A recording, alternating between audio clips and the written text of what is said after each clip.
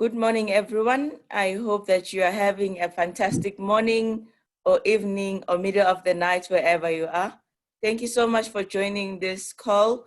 We're very, very excited to have our first ever event about studying in Japan. My name is Fanele Chester. I am the co-founder of the Knowledge Institute, and I'm here with a few guests who are joining us from Swaziland, from Japan, to share a bit more about our topic for the day. So I am just going to share my screen quickly so that we can see our slides for the day.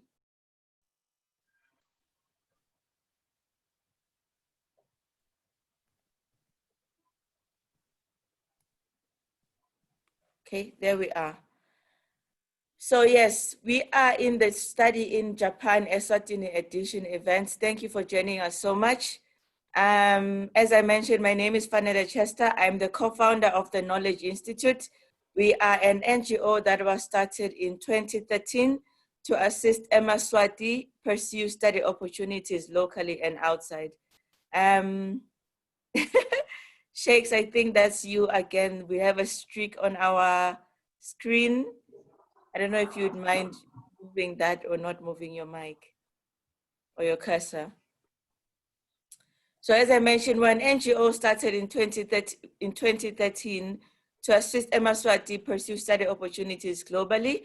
We started by a group of 3 students at the time. 2 were in high school, and I was in university doing my last year. And it's been really exciting to see the amount of people that have been assisted by our organization in the past couple of years. We've helped people get study opportunities in almost every continent, save for South America and maybe Australia at this point. So that is really very exciting for us. What we focus on at TKI is what I like to call a low touch, high impact approach, whereby we try to do a bunch of activities whose sole goal is to increase people's knowledge and information about study opportunities. So we are not like a counselor's officer where you can walk in and sit down and you tell us about your life and we give you answers. We're more of an organization that empowers you with the information and the tools in order to be able to assist yourself. So we hold a lot of events. Normally we would hold the events in person, but thanks to coronavirus, we've started experimenting with hosting online events, and so far it's going really well. We sometimes do visits to schools where we do presentations to high schools and universities around the country. We used to hold what I like to call WhatsApp events. Before, WhatsApp had the option of video calling and there was Zoom and everything. But the WhatsApp events were very viral. They're very popular because it's a very easy way for people to share information on the platform. With using Zoom, we found that it allows us to tap into multiple platforms at the same time. So we're here today, we're meeting in a controlled environment on Zoom, and the video that will be recorded for this session will be able to post then on our YouTube channel, on our Facebook channel for people to join the event after it has ended. And that's something that I really like about using this platform, is that as opposed to maybe reaching 20, 30 people per event, now that we can record everything, we can reach as many people as are able to watch our events. So many thanks again for joining us so early in the morning or so late at night. I'm going to ask our speakers to introduce themselves because I don't think that I will do justice sometimes to the pronunciations or even to their background. So I'm going to give them an opportunity to introduce themselves according to our agenda for the day. So we'll get right into it, starting with our amazing guest speaker for the day, Ms. Sarah Matsudona. I hope I said that correctly, who will just give us a bit of an overview about her organization, about Japan as a destination for students, especially students from Africa, who want to study in Japan for both their undergraduate and their postgraduate studies. So over to you, Ms. Tudona. Please go ahead and introduce yourself and take it from there. Thank you. Thank you very much, and good morning, Salvanani, and thank you once again for this opportunity. It's quite exciting that I think I'm like the only one in Japan for this time to participate. But yes, I'm very excited to be on this webinar, the Zoom, and quite hyped to know that it's going to be recorded and to be distributed on the YouTube as well. That makes it like, okay, it's more sensitive than in person, I guess, but it's also exciting and honored to know that it could be reached out to many people as possible. So yes, my name is Sarah Matsunoda. I'm from the Study in Japan Global Network project. It's a project commissioned by one of the Ministry of Japan, and it's in charge of the entire sub-Saharan African region. So what we do is, it's very much like the Knowledge Institute, Ms. Vanella, of yours as well. We not representing just one institution in Japan. We represent all the Japanese higher education institutions, and what we do is to work as a platform to distribute much information as possible to be reached out to the people, rather than like diving into the ocean of information and not knowing the exact information that is needed at the right time. So we do also host different events in person, what we used to do, because we are usually based in Zambia. We have a long relationship with the University of Zambia. But anyways, we're based there, but from there we often go to different countries within the region. But yes, because of this situation, our team is back in Japan for a while, and we've been hosting virtual events, and that's where one of today's panelists, Ms. Treasure, has attended and gave her own experience in Japan. So am I able to share a screen? Can I? Yes, please. Let me ask our host if you can have sharing rights. Yeah. Am I able to stop sharing and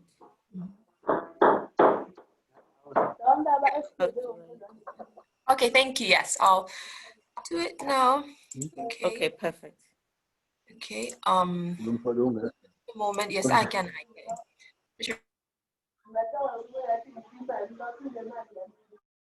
Can others please mute themselves? We're not taking questions at the moment. I see there's a hand raised. We have a Q&A section towards the end, but please use the chat function on the side if you want to post any questions as our speakers are talking. Thank you. Lindani, please turn off your video. I'll be seeing everybody's house today.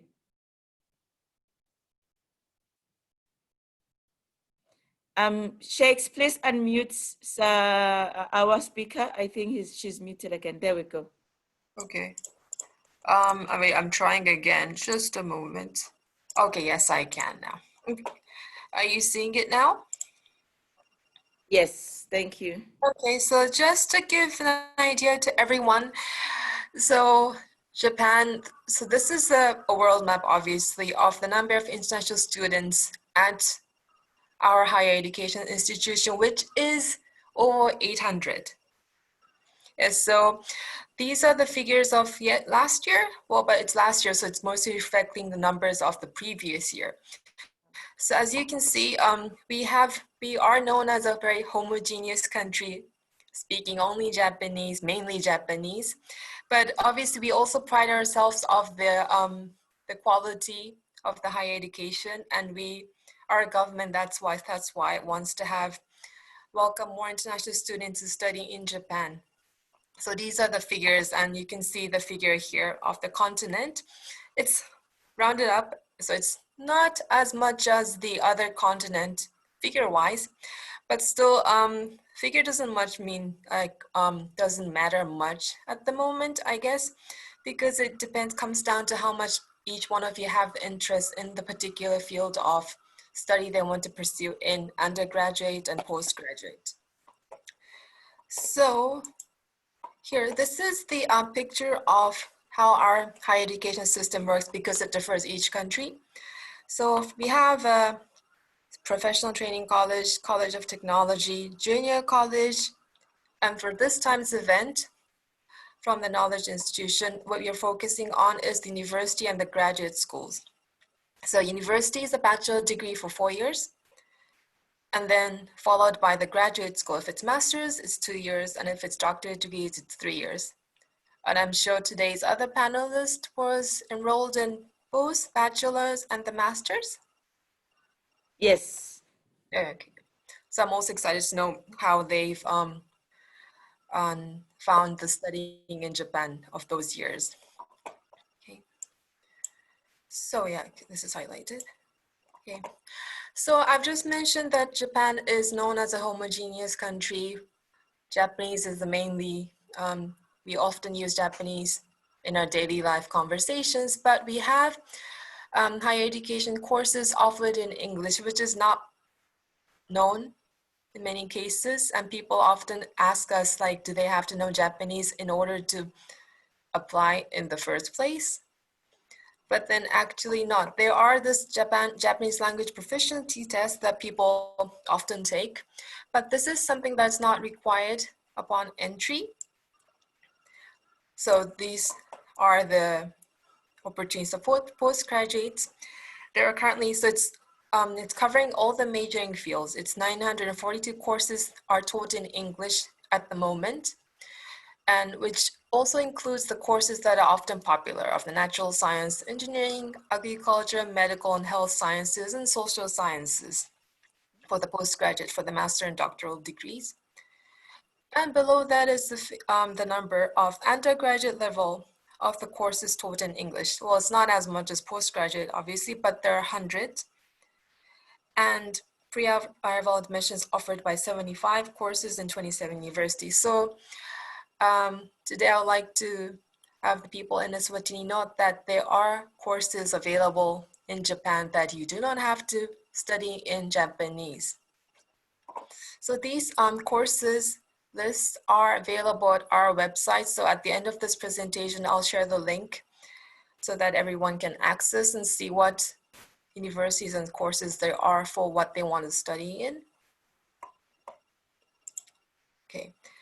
And this is a simple 4 steps visual map to show what would you have to go through if you want to study in Japan. Well, it shows quite an obvious step, but we get lots of inquiries about this, so I just want to show it in this moment. So step 1, choose a university and find a professor. So there are 2 lists that I've mentioned earlier that I'll share after this, that we would like those who are interested to study in Japan.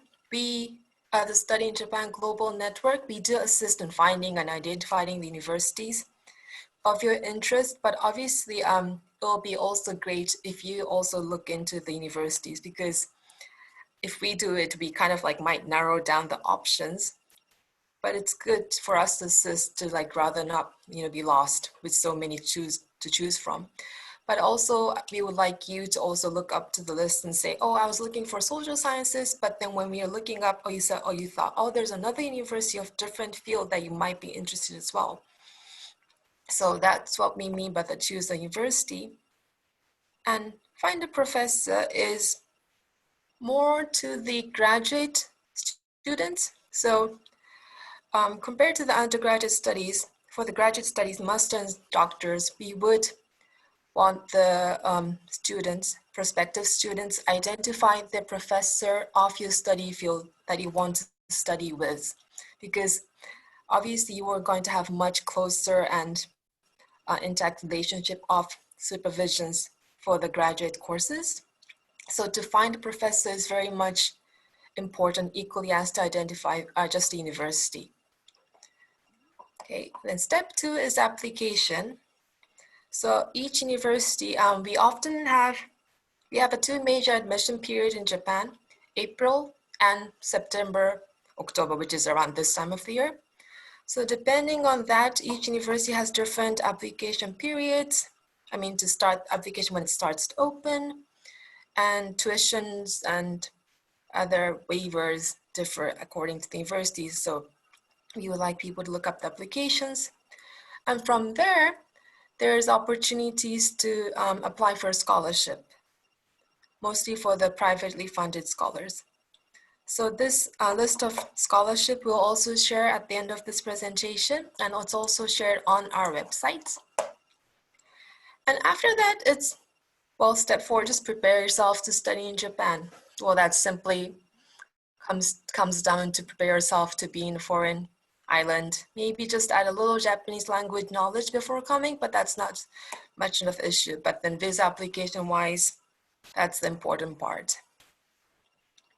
Okay, so these are the 4 steps. So ask me any questions after this if you have any questions. And here in the small square, I've written the scholarship, one of the government fully funded scholarship out of the 4 steps, because this is something that would have to be applied to scholarship first. Then one is assigned to a university if it's a government funded scholarship. So for the private funded students, to apply for private scholarships, you would have to start from finding a university. But then on the other hand, for the government scholarship, you have to obviously apply to the scholarship first. Because it's fully funded, obviously it's very highly competitive because it's very popular. So we do recommend for all of you to try out the most of the ways just to be safe. Okay, so this is the 4 major steps to study in Japan. And this is showing simple yearly program, well, steps expectation periods for April admission and October admission. So we are, So we are around at the October. So if you are looking into applying for the April 2021, most of the cases, the applications are being closed now because it's just around the corner. But then it's not about just applying for next year. So if you are looking into apply for 2020 to April, still there's plenty of time to prepare carefully, which is highly recommended, rather than just to rush and dive into whatever you can grab on. And there's also that April admission. And the second one is October admission. In this case, if you want to apply to the soonest one, is going to be 2021 October. So also those are going to open in due course. But because of the corona, some universities are delaying their application opening. So you have to be careful and look up each universities if they've opened it, if they haven't not. But anyways, this is the overall rough annual plan for the 4 steps. So yes. Okay, so I just want to round up. I think I've taken quite a long time. So these are the links of our global network project for your references. And in our website, there are all the lists that I've just mentioned in this presentations, and including about the steps. And this is also the useful information for you to look up to for further information. But of course, you're more than welcome to send us an email to this address, studyinjapan@oia.hokudai.ac.jp. You can personally address it to me or to just in general to the team. But if you do, can you please mention that you've inquired to us through this event, because we get lots of inquiries daily, but it'll be great to know how you knew about our organization through what event, so it makes it easier to link to know what information is needed for you.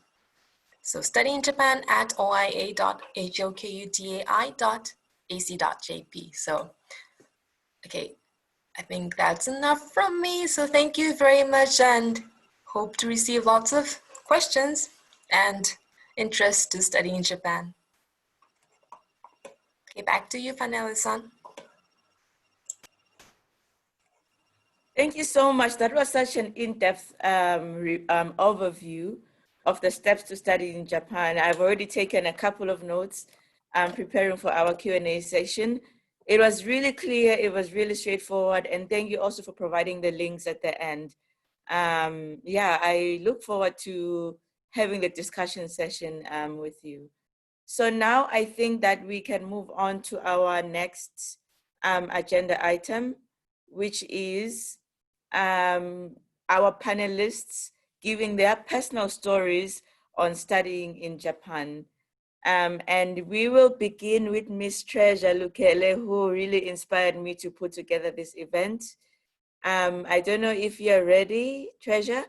And in the meantime, I would like to ask participants to please use the chat box on the side to share any questions that you may have leading up to the Q&A session after the panelists have told their own personal stories.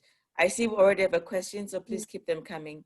So over to you, Miss Treasure. I don't know if you have slides or if I should put up my default slides for your segment of this presentation. Yeah, I don't have slides. I'll just talk. Perfect. Okay, so I'm going to share my screen. Okay. Hello, everyone. My name is Treasure Lukele. I am from here, Eswatini, and I'm currently back home. I'm so happy. I'm honored to be part of this very, very important event. Thank you, Fanele, for organizing it. Education is key and very important, and we are here to actually support and help our fellow sisters and brothers in the country to get more education. So I'll just go straight to my personal experience as a student in Japan. And Sarama-san has said most of the important things. I feel like I don't even need to project anything. So I'll just talk from my experience. I went to Japan in 2014. Why did I go to Japan? You know, in my case, I had applied the previous year, and the following year when I got admitted, it was the second time around of being admitted. The first time I was actually rejected. What happened is that you know, when I applied the first time, there was just one missing document, a very documents that you'll overlook, and they just don't even consider application. So please note that, and don't lose an opportunity because there's just one small missing part of the puzzle. Just be detailed, submit all the documents they need, even if they need the proof of English language proficiency, just do that. So in my case, the first time I was not considered, and I was very heartbroken. So I tried the second time around, and it worked. And then what happened is I applied for the MEX scholarship. Their offices are based in South Africa, in Pretoria, and they are responsible for Emaswati as well. For that scholarship, I think it opens around April. So please be on the lookout for the link. Just visit the Embassy of Japan in South Africa, and then you'll see the details of applying for that scholarship. And then you will apply there. And after submitting all your documents, you'll be called for an interview if they deem it fit and they see that you're a potential candidate. Go to that interview and express yourself very well. And then I think after some few months, around September, between September and December, then you'll get a response.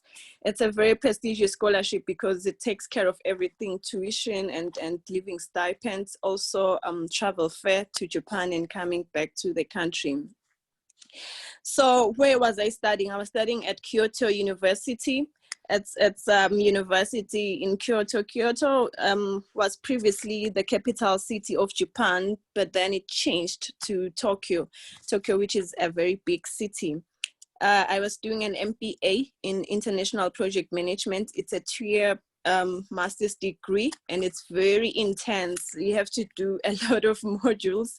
You won't have time to sleep. I remember in my case, I was sleeping on average 3-4 hours every day without fail, because it's very, very hectic. But you are there to represent the country. Just tell yourself you're representing the country. If you're a Christian, you're representing God. So you have to excel. It's not an option. And you'll be doing a lot of there's one thing that I would like to encourage prospective students. Try not to run away from maths. I know people don't like maths, but you'll meet it somewhere in your future, especially in your postgrad status. So just have a little bit of that. Yeah, so I did that course for 2 years. The first year is mainly modules and the second year is research. I did research the following year and then I graduated, but I didn't come home immediately. Why? People will ask. There are a lot of opportunities to work in Japan. And during study, though, you are only restricted by your scholarship to work part-time only a certain number of hours. So please be very careful and don't break the rules of your scholarship. If you're allowed only 20 hours per week or per month, just follow that. It will be stipulated in your scholarship conditions. Follow that, and there are a lot of part-time opportunities. You can work almost every day, but be very, very careful that you don't break the rules. And then after I graduated, I stayed a little bit in Japan and I did some working mainly teaching English and yeah, basically that. But there's a lot that you can do, and if you want, there are opportunities. You can touch base with Sarama-san and check the websites. You can actually work there and get actually the kind of residence that allows you to work there. I want also to talk about the application process. When you are applying for studying, as Sarama-san has said, please find a professor in a university that you want to study at and talk to them even while applying for the scholarship, because they'll ask you at the interview if you have started communicating with universities. Of course, it's not a must for you to get the scholarship, but it's always good to actually have that information when you go to the interview, that you've already started the application process as well for studying, and you've started talking to professors. This is going to help you find a processor that will be in line with your research topic and who's going to guide you even in the application process. Some universities, after, if in my case, if you're going to get the MEC scholarship, after you have the MEC scholarship, some universities will require you to write an entrance exam. So go there and do actually, some of them will require you to write the entrance exam when you reach Japan, but some will allow you to submit some kind of exam from this side. Actually, you send you answer some questions and you send there, and then you will know whether you're admitted or not. In the case of learning Japanese, it depends on individuals. How much they grasp language. It's not a requirement for the scholarship and for your studying in Japan, but it's a requirement to live when living in Japan, because getting around, you need basic Japanese. And if you are really, really confident that you'll be going to Japan, or you have that good feeling that you'll get positive responses, I'll encourage you that you start studying Japanese. For us, we are very far from Japan. In my case, I was familiar with countries like UK, the US, and Japan was very far from my thoughts, but I ended up there. And I didn't even know how to greet in Japan, to say konnichiwa, but you need that to get by in town. Although you'll be using English in your university, to get by, you need to learn the language. I don't want to take a lot of your time. I'll say Japan is a very great country to live in. It's very advanced in terms of technology, and you will just enjoy everything and you'll be amazed at the things that you will see. Feel free to ask me questions. I'm here to assist as much as I can. Finally, I don't want to take too much of your time. For me, that's all.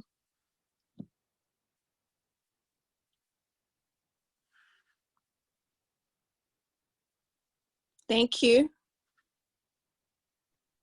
There we go. I was on mute. I have so many Yes. notes, and I'm going to have so many questions for you. This was such an interesting presentation. Thank you so much. And I think that we'll just go through the panelist stories very quickly, and then we'll save the questions for the end. So Yeah. moving on to our next panelists. Yes, our next panelist, I hope you are ready. Mavitwala, please unmute yourself, and please unmute your video so that we can see you and hear your story about why you went to study in Japan, how you got there, and what the experience has been for you. So I don't know if you can still hear me. Yes, Fanel, I can Oh, still hear you. perfect. There you go. Yeah. There you go. Thank you so much for joining. We're ready to hear your story studying economics in Japan. Such a different economy to ours, so this should be an exciting one. Please go ahead. Right. Thank you very much, Fanel, for the opportunity.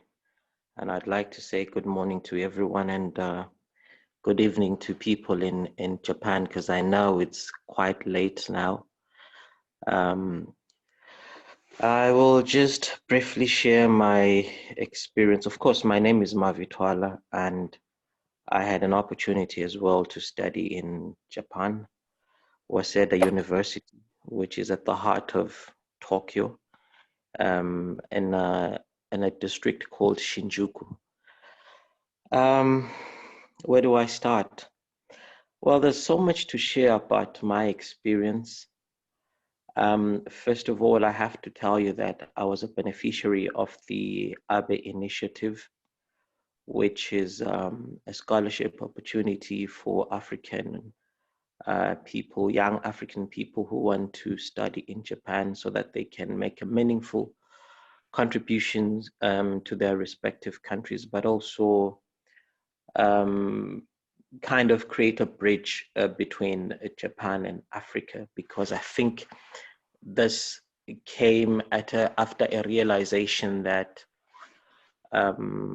the neighbors of Japan, which is China, had made a lot of headway in terms of establishing strong economic ties with African countries and also providing a lot of scholarship opportunities. So I think that this scholarship came to also try and showcase what Japan can be to Africa, while also Japan learning what Africa can contribute to Japan. So I was in the second batch. I missed the first batch because by the time I heard about the application process, it was quite late. But then the second time around, I took the time to apply, and I had the opportunity to be interviewed. I'm not too sure if the process is still the same now, but in my case, we had a visitation by people from the Japanese embassy in Pretoria. So we did a language competency test. And then we also did an exam, a mathematics competency test, which fortunately for me was not too much of a problem because I had a strong background in mathematics, having done my first degree at the University of Swaziland in mathematics. So yes, shortly thereafter, I found myself on a flight to Japan. And I got accepted at Waseda University. Initially, I wanted to go to Sapporo, which is the northern part of Japan and the coldest part. I just wanted to be further away from Tokyo as I could. But I was advised not to go there because it can be quite lonely and cold. So I ended up staying in Tokyo. My experience there was quite interesting. First of all, the university I applied in is a private university, as I understand, and it's an international university. So it was easy for me to sort of adjust to life there because there were a lot of international students from the the Asian region as well as all over the world, particularly Europe and the US. I do recall that there were only about, at the time I was studying there were only 3 African students. So we then formed a little African camaraderie while we were there, which was quite exciting. So it was quite intensive to study there. A lot of emphasis, and I think I'd like to also reiterate what the panelist said about mathematics. I think if you want to study in Waseda, and probably any college or university in Japan, gear yourself up for mathematics, because it seems to be the heart and soul of everything that you learn. So it was quite intensive. The way things were done was quite different from what I was used to. Courses were in very short cycles, very intensive. So you had to keep up. You had to keep up with the pace. But it was doable. The most important thing is that if you have your degree, it's possible. It's not something that is near impossible. And my master's was research based. I had to do a thesis. There were other options which I could have taken, but I wanted to do a proper thesis. So that was also a very interesting journey for me because I learned a lot. But I can say a lot of things about the university in itself. It's right in the middle of Tokyo, as I said, in Shinjuku.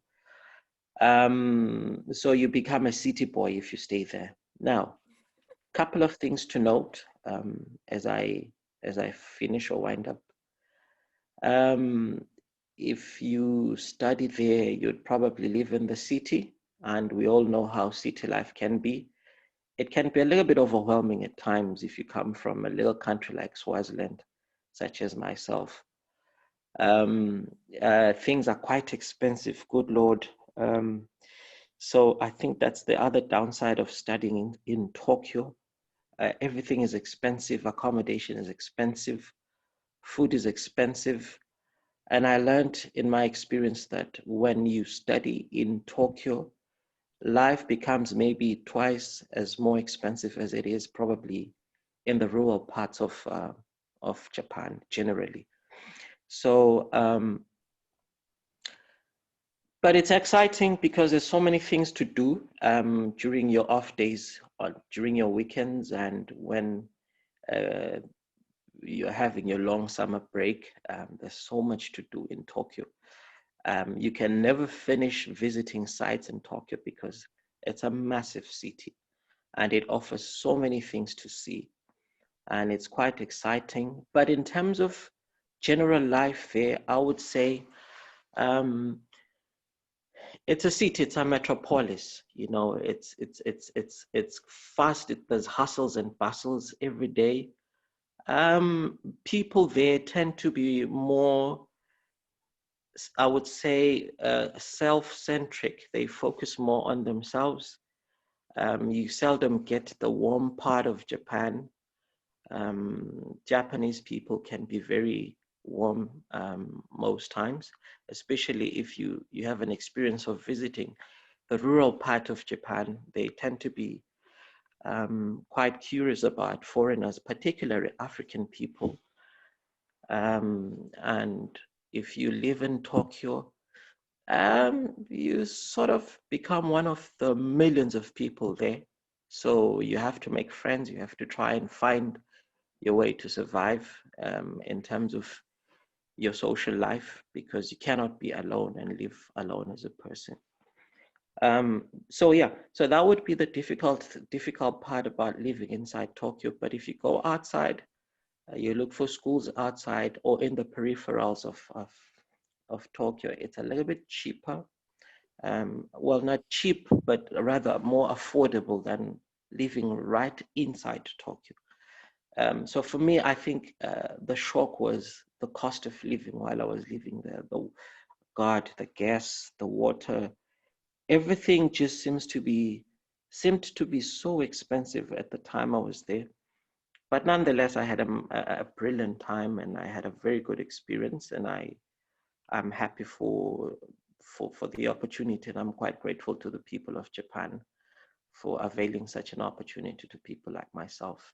And I'd strongly encourage anyone that wants to study to also consider going to these universities. There's very interesting universities inside Tokyo, very reputable universities. So that they also give a very interesting experience. And I would go on and on, Miss Fanele, but I think for now, I'll just hold my horse right there.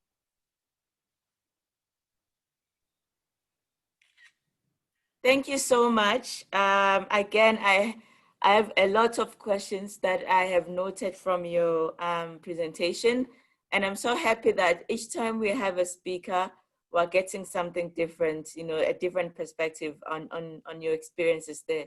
So thank you so much. And I look forward to hearing more in the Q&A segment of this presentation.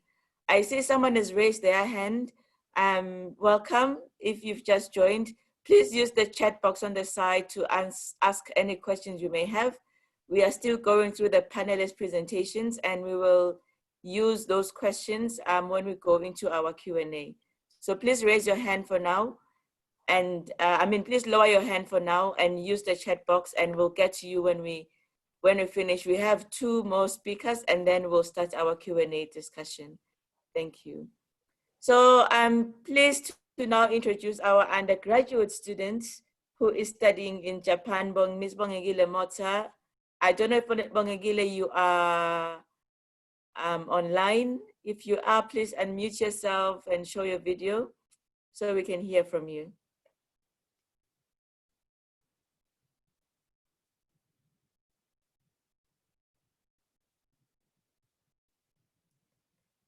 Hi, Bongegile, are you still there? Hello, hello. There Sorry, we go. my video, it seems I cannot, I don't know, maybe the host has muted my video. Okay, Shakes, please show her video when you get a moment. But in the meantime, we can continue with your presentation. Please go ahead, Bongegile. Okay, hello everyone. My name is Mota Bongekile. I will be sharing my presentation here. You need to share your screen.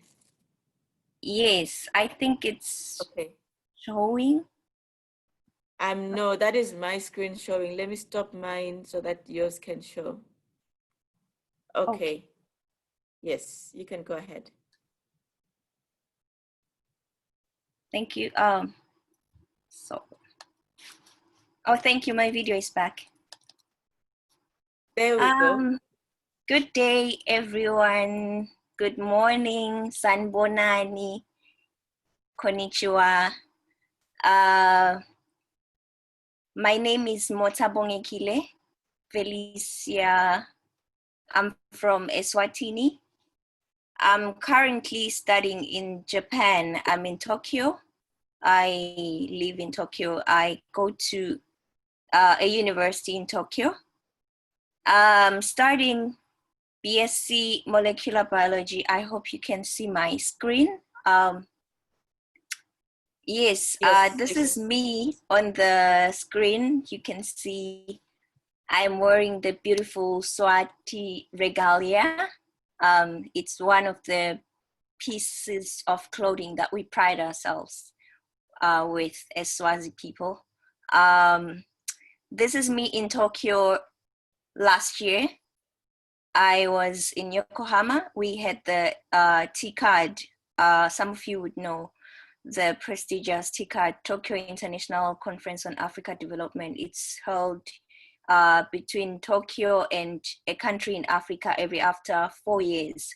So this was my first TCAD ever, and I hope I'll get another experience in the future. So that is why I chose this picture. It really speaks a lot. and also just on my experience in Japan. Then on next to my slide, I'm not sure. It seems I cannot navigate. Okay. Yes, this is, can you still see my screen? Yes, I can see it. So now you have the Ashinaga initiative slide. Yes. Thank you. Perfect. Thank you. Yes, thank you for confirming. Yes, this is me again. You would see that I look different in the two different pictures. So this is me in, I think in 2016. The other picture is me last year. So there's been a lot of change. There's been a lot of transformation, as you can see. It's been a long journey. Here, this was, maybe some of you would have seen this, might have seen this picture before. The Ashnaga Africa Initiative. I was used as a promotion for probably 2 years for this initiative. I was in Uganda back then when this picture was taken in the Ugandan camp. And then, oh, it seems it becomes hard for me to navigate. I'm not sure if it's technical issues. I wish I could help, but I'm 9 hours away. Yeah, I'm not sure. Okay, there we go. So this is another, I guess, okay. This is another poster. So this is my university where I'm currently studying. I'm in my final year, International Christian University, and doing undergraduate. And of course, we do have graduate school. So what you see here is a picture of the main study hall. It's called Hongkan. I don't know why they usually use it as the main feature of the university, but I guess it's because that's where most lectures take place. And unfortunately, where I study is just behind this building because I'm in the natural sciences department. So we do have English language based languages and English language based courses, as well as the admission application, as I will try to explain in the next few slides. And then now I'm jumping onto the application process. Unfortunately, I won't be talking on the general sense. I'll be speaking based on my own experience. As I mentioned earlier, I got selected as the only candidate from Swaziland or Eswatini in 2016 for the 2016 intake. I was studying in the University of Swaziland at the time. I was studying nursing sciences. And then I got accepted into this scholarship. And then I got to go to Uganda. So I wrote here AAI, that means Ashnaga Africa Initiative. If you are an undergraduate student and you are below the age of 23 years old, I guess, you are eligible. If you have lost a parent, you are eligible to apply to the Ashnaga Africa Initiative. The Ashnaga Africa Initiative has 3 programs or selection criteria. There's one for Anglophones, for Lusophones, and for Francophones. For Anglophones are the countries that speak English. Some of you would know. The Francophones is usually the West African countries which speak French, and then the Lusophones would be the Portuguese-speaking countries like Mozambique. I happen to also double as a Mozambican because my mom is Mozambican. But of course, I grew up mainly in Swaziland. So that is why I represented Swaziland in this case. So in this case, I got to go to Uganda for a study camp. We also had a preparation camp, which study camp was for 6 months until December. And then the prep camp is where we started to get ready for university. But for study camp, it was just to learn, sharpen our skills, leadership skills, dealing with culture shock and all those things. but mostly during the prep camp, that's when we started the real work, and that was SATs, IELTS. So we started taking these tests because in ICU, that is what was required. Maybe not as much with SATs, but it was useful that I took it. Mostly it was the IELTS. Most Japanese universities require IELTS to measure your English proficiency. And then we also, in my case, I did university applications runabout. Maybe in my case, I did my applications in January because I was applying for September intake. And by May, I already knew that I was accepted into International Christian University. So that is why then I had started preparing for which courses I would be taking and all that. And then why Japan? Specifically in my case, I would say I've always been interested in just learning non-Western cultures, because in Swaziland, we are mostly, influenced by the West, the US, the UK. Of course, we are a former British colony, so there's a lot of Western influence. So I was interested in learning about like Asian culture. And for some time, I thought of China because I never knew any Japanese person before. And when I got this scholarship also from a Japanese NGO, I thought Japan would be the best option. It's not like I was locked down into Japan. I also considered Australia and the UK, but of course Japan was one of my highest selections at the time. And I also wanted to learn Japanese or another language except for English, and also the other languages that we have within our SADC region. And yeah, I have pretty much learned some Japanese. And International Christian University, that's my university. This university is in Japan. It was built as a United Nations kind of commemoration center, but it's a peace establishment. So most of the courses that would be available, and it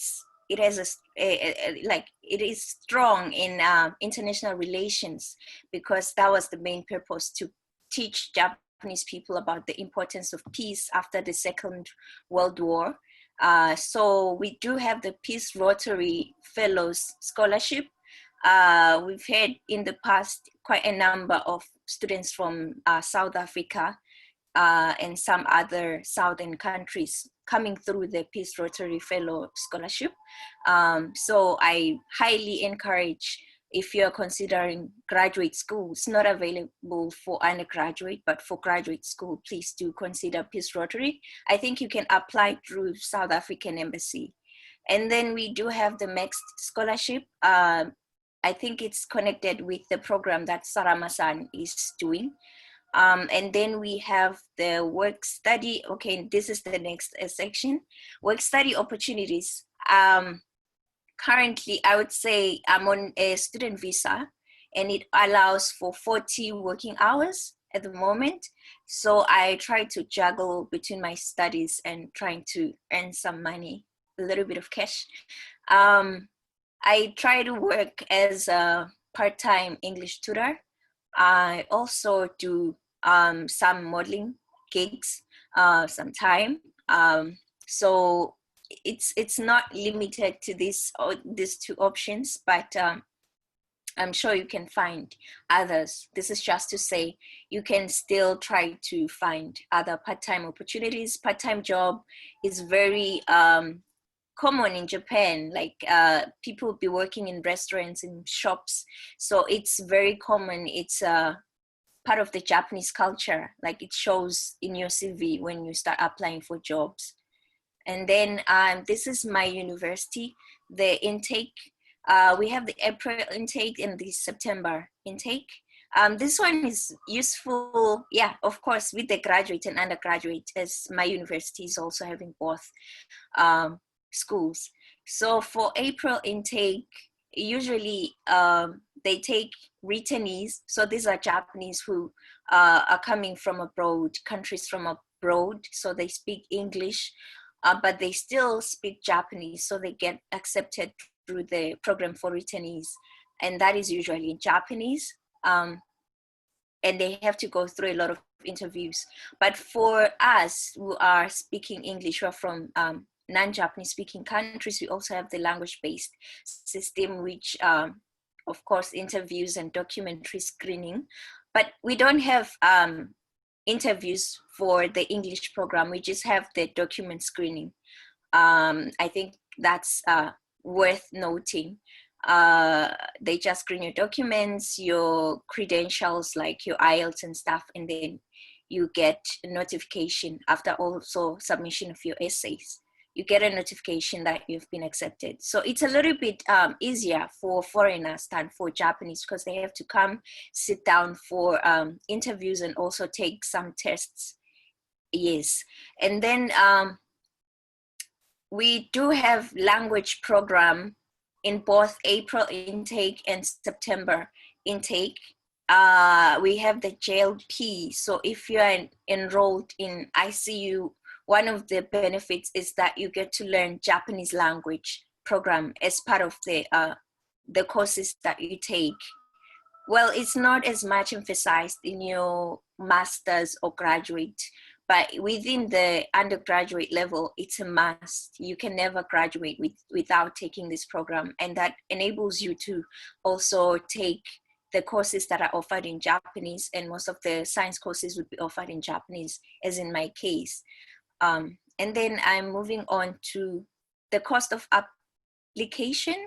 I'm sorry, I won't be able to share much on this one, because in my case it was taken care by the scholarship Ashinaga. Where to apply, I left this one blank, because I think it also depends on a number of factors, like which courses you want to do, like which region. I had one of the presenters mention they wanted to go to Hokkaido, but they ended up going to Tokyo. So it also depends. You might like a certain place more than another place. That is why I left this one blank. And then when to apply, as I've already mentioned, there's going to be the April intake and the September intake. And in my case, since I was in a September intake, I finished my applications by February. So in the same year, let's say we're in 2020, by 2020, February 2020, if I'm looking forward to go to university in September, then I have to be done with submission of my documents. And then the opportunities after graduation, they are quite a lot, but it's a bit tricky with us as foreigners because of the language. If you cannot read the language like kanji, it's a bit difficult. But fortunately, some websites have made it a little bit easier. If you're looking for a full-time job after university, you can go to websites such as Daijob, you can go to Gaijin Port, I just mentioned too, but there are a lot of such places to find full-time job if you're not looking to go back right after graduation. And in my case, I am in my final year. I am considering both job hunting, which is looking for a full-time job, and also going to graduate school, depending on which one would be best. So I will be doing both. And then, yes, for job hunting, as foreign students, I'm currently using websites called like Wikunabi, the Global Leader. These are also just a few of the many websites that are available. And then choosing a university, I was advised when I did my applications to study abroad, you should always have the reach, target, and safety. So the reach would be the Ivy League school. The if you're thinking of Tokyo University, that's obviously the cream of Japan. So you are like, you are not 100% sure you can get accepted. And then you have your target, that's the university where you are pretty much sure that you can get there. And then there's a safety, that's the one that's way below your qualifications. It becomes your safety. So I would also advise that you look at the three things. And then please do take screenshots if you find something useful. I wouldn't mind. Choosing an English taught program, I would say you can search by university, because I mean, mostly when you're looking for a English taught program, it's highly likely you'll be in one of the global 30 program universities. Unfortunately, my university, which is ICU, we do not fall under this category, but I was lucky because I had a senpai, or maybe two senpais, or like seniors who had already graduated from the same university. So they were able to give me detailed inner information, and they told me that it has an English program. And it is a private international university which has over 30% foreign exchange. So Japanese students go to partner institutions abroad in the UK, US. I also hope they will start sending students to Africa as well. And then also I would advise that you can search by the course. Some courses are not offered in English. They are only available in Japanese. So even though you might be interested in a certain university, doesn't mean that that university would have your course of interest in English. So also try to search by your courses. And then the cost of living. Yeah, Japan is quite expensive. I am also reiterating on the same note. As a student, I would say, not sure this is true, but I'd say you might need about 800 US dollars per month. I think, is it per month? Maybe per month. And then in my case, I live in a dormitory by Ashinaga, so it's almost free. The rent is almost free. And what I have to pay for is usually the transportation. I pay for the train. We make a student pass. It's called Takey. So in my case, that's what I usually have to worry about in like buying breakfast and lunch, because dinner is usually catered for. And then these are the application links. One is for Ashinaga Africa Initiative. The other one is for International Christian University. Thank you so much for listening. Thank you, Bongagile. That was really, really detailed. Did I interview you for Ashinaga, by the way? Wait. Yes. Wow, what a full circle moment. Hi again. Yeah. Yeah, it's just like it flew out of my mind. Yes, now I remember. Awesome. Well, thank you so much. That was a really detailed presentation. I really appreciate it. Again, I've noted a lot of questions that I have. So I'm just going to take a quick screenshot while we have everyone there so that I can put it on our social media. And I'm excited to see our final panelist is here. Is that Japan? Is that you in Japan in the background picture? Yay, graduating. Thank you so much for joining us, Noktula. And this is another person that when she came back to Southern from Japan, she met up with me and just got the spark of, yeah, Japan is probably a destination and that maybe we should look closer at as TKI. So again, you're another person who inspired this event, and thank you so much for joining us. And I am very excited for you to share your story. I'm noting the time that is 5 minutes after 11. So I think that we'll have plenty of time for about 45 minutes for questions. And I see that we have quite a number of them. But please go ahead, Noktula, and share your story with us. Do you need to share your screen? Oh, please unmute our speaker, Sheikh, so that we can hear her.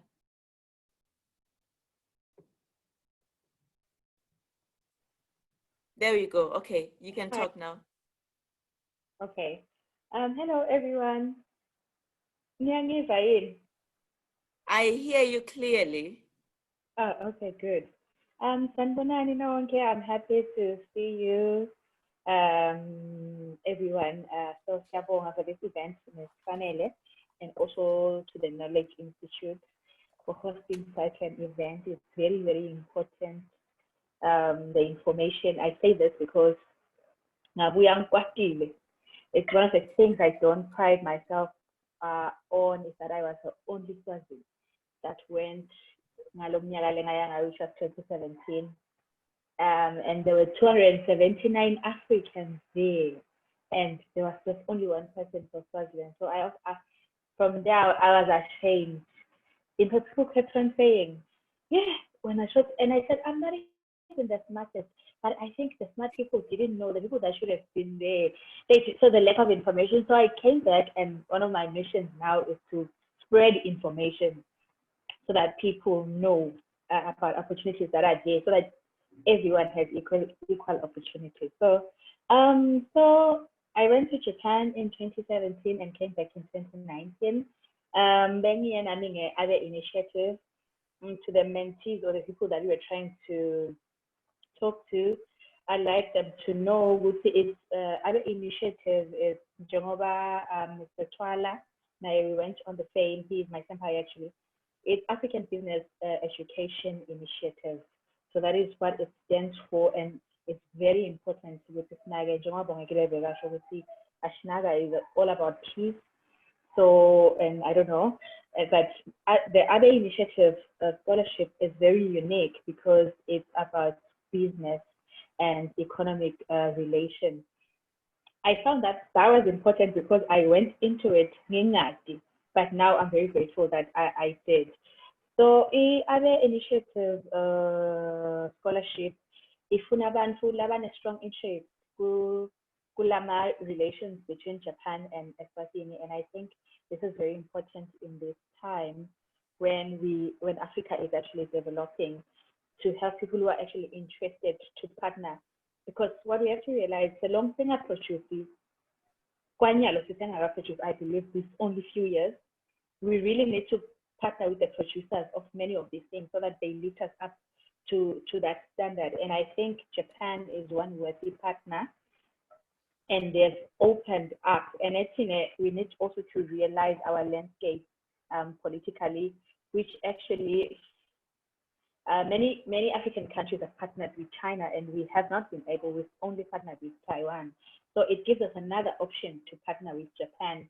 And having lived there, I think it cannot be a colonial partnership, but it can be a 50-50 partnership. So I think let's take advantage of it. So I really like this initiative, other initiatives. So please, guys, if you want to apply for it, Nyalo Sektua is I don't know, it's about even included in our SDGs. So familiarize yourself if you want to apply for the other initiatives with the SDGs, understand the economic goals of the country of Japan, so that, because that's what goes on in the interviews as we work out. So Nyalo, the scholarship is ongoing. The deadline is on 9 October. We might be late, as Sarama said. We don't have to rush, but we can apply for the next one. So the ongoing one is the 8th batch. Initially, the scholarship was supposed to take 5 years, I think. I was in the 4th batch, having initially been taken for the 3rd batch, but I became pregnant because it's a long application process. So I was pregnant, and then I had to apply again. And I was lucky to see another thing again, I get on the 4th batch. But Nyalo, because of the success of the program, we are on the 8th, they are on the 8th batch, and it's ongoing. The deadline is 9 October. Now I have you had started, try your best this year because of COVID. We don't know what happens in the other years, but if not, start preparing for the following year, which is 2022, as they mentioned. So I said the application is rigorous. We had about 5 stages of the application. So it takes about 8 months or something before you know the final results, but it is very worth it. It's one of, I think, good scholarships. And my advantages are a real good fit. It's a business scholarship. So it concentrates on business, economic ties, meeting the business people themselves. So they have events where on the 1st or the 2nd week, you have a fair. What is it called? They call them what? This business fair. Yeah, it's a business fair where they call Japanese companies and you come and you meet them. I mean, I have a science background, so I've never thought, also being from Emaswati, I think, I never thought, I just, at that stage, I've never understood, and that's why I hope putting me, guys, understand the sort of, so I think I never took it seriously. Then Mangala would say, what's your attended? And mostly probably I was trying to meet other people more than the company owners. But they set up this fair, there's about 100 companies that are there to meet you and understand the economic climate or even the problems that are in Eswatini. So my advice to you would be and identify the problems that are around you and set your mind to want to, if you want to go for the scholarship, to want to, besides your academic goals, but identify the problems that are around your society and set your mind to want to solve them so that when you meet the companies, you know, with that high level and they probably will want you to partner with them or to work with them or to help them to solve the problem. But it's important if you are aware because you can take control of the narrative. So Gube will solve the problem using the help from the companies, and actually that's what they want. Logunye advantages are corner.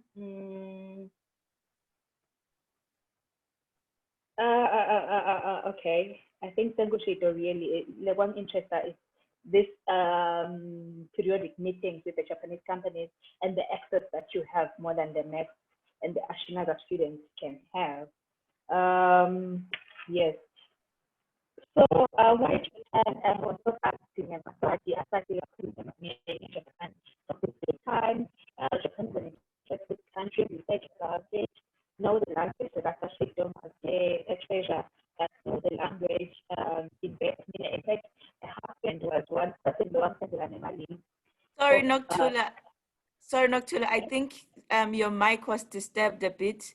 Maybe it got pulled out of the, maybe just secure it again. Okay. Let's try again. Hello? Hello? Yes, that's much better. Oh, okay, sorry. So I was talking about the Japanese language, that it's important that you learn it if you want to go to Japan. And so I received from the senpais or from the seniors, which was Babel Kele. I think he said to me, because I reached out to him. So don't be afraid to reach out to all of us. I wanted to say that. And the application starts early, start preparing. If you're going to work, you need to have your reach proposal. Prepare it, take time, they read it, they interview you on it. And if you can mix it with some sort of collaboration or economic transformation that you're planning to, try to do that. And if you choose it, talk to your sensei or to your prospective professor. It's very, very important and hear their mind. So one of the mistakes that we do, professor. So in Japan, I thought there were 3 professors. There are those who are really interested to work with foreign students. There are those who are not, and there are those who are trying to be.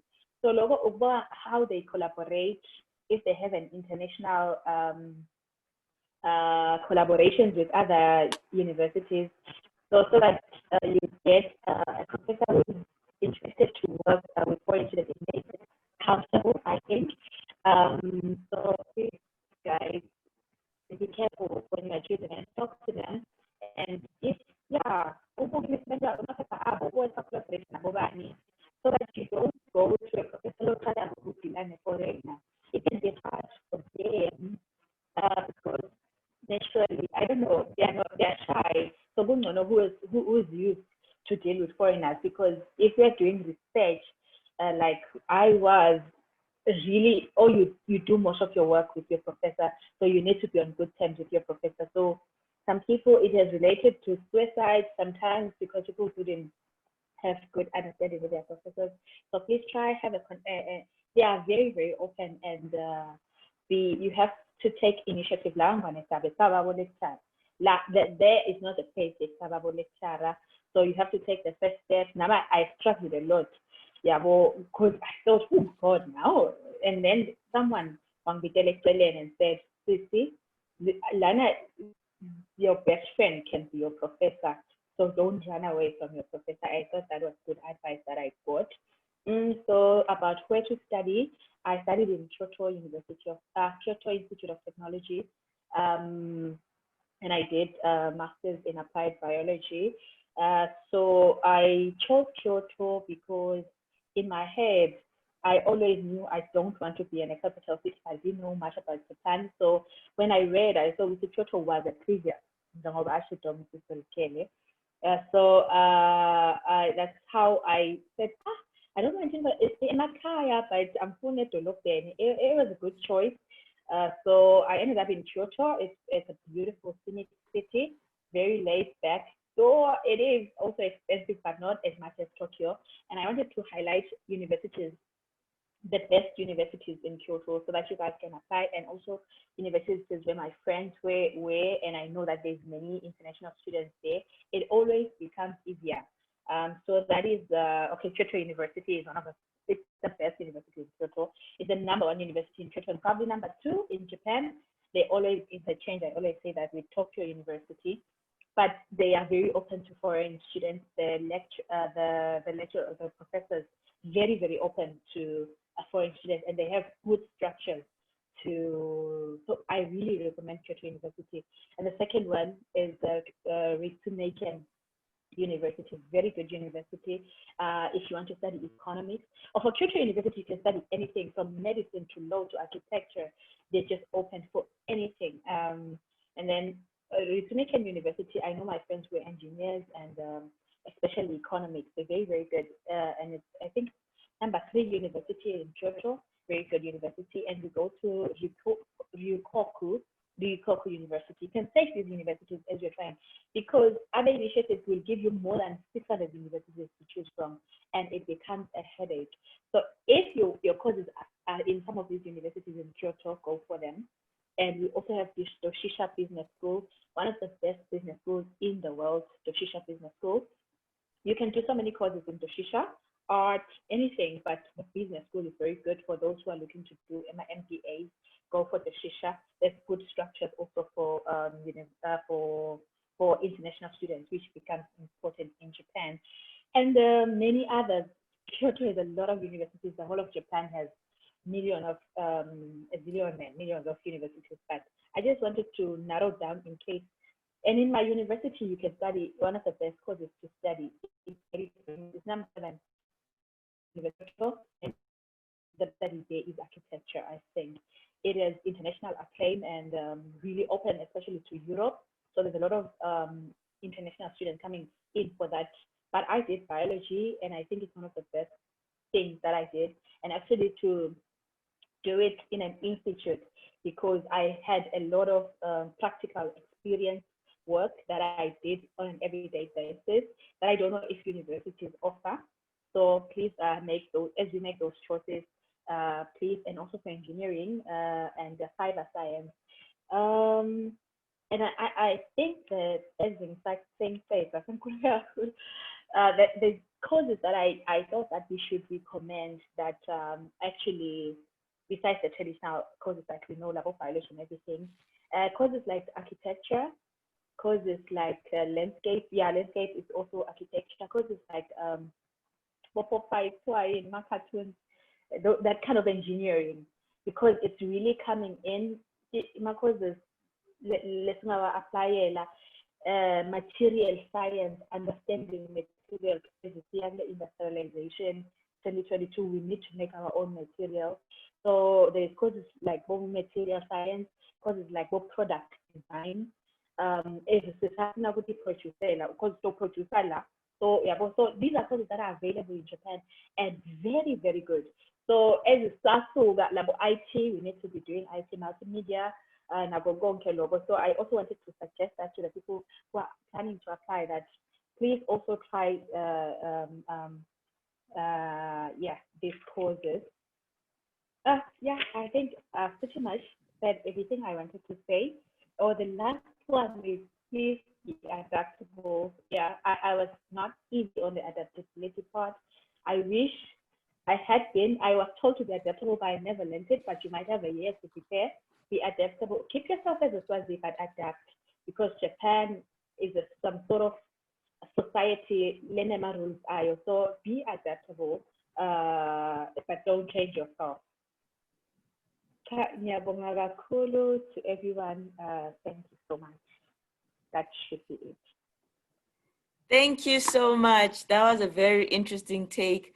I like how everyone's experience in Japan was slightly different in one way or another.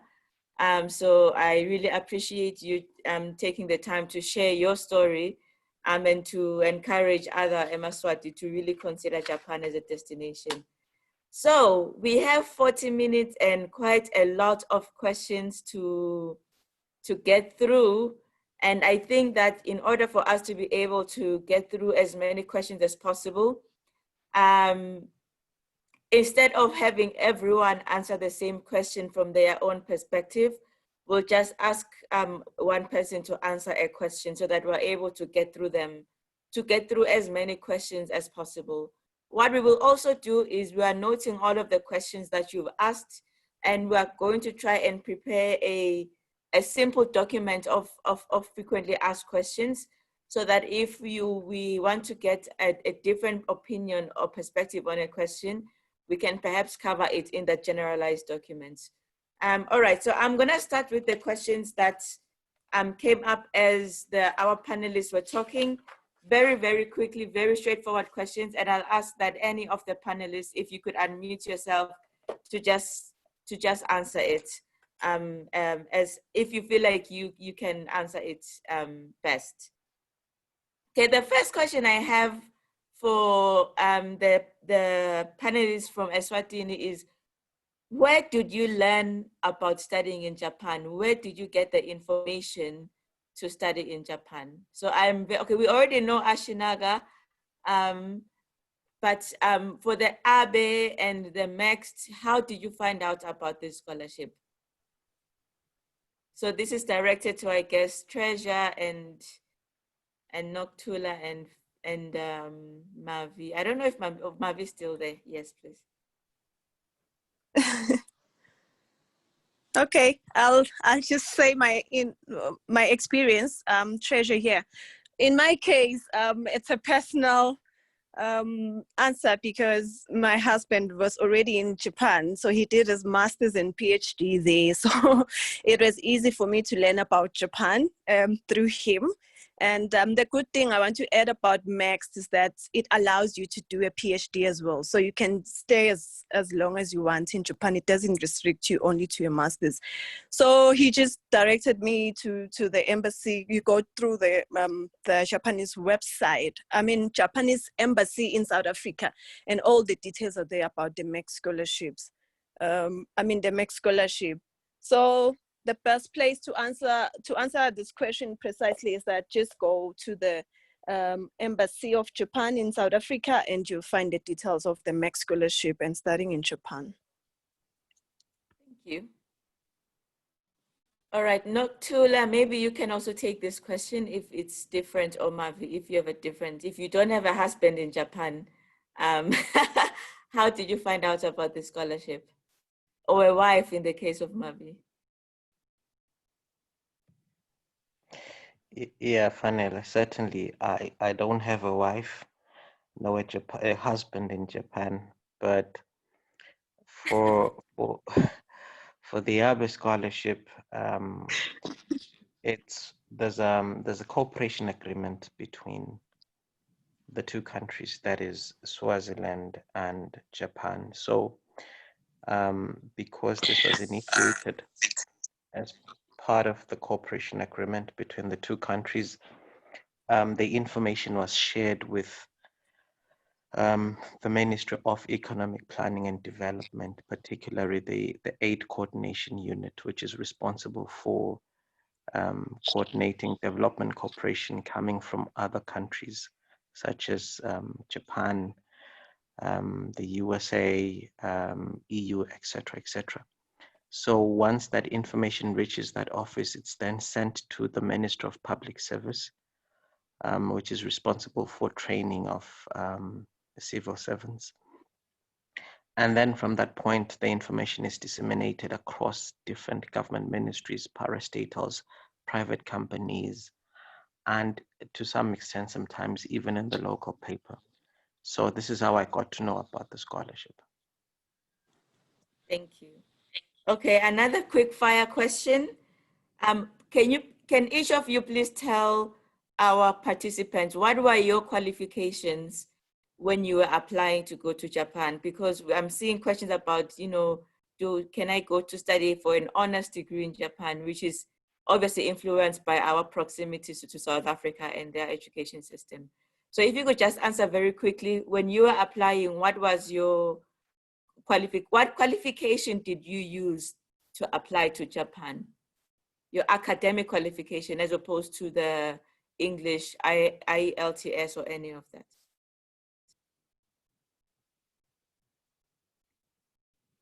So we'll start with you, Bongegile, and then if everyone could just answer very, very quickly.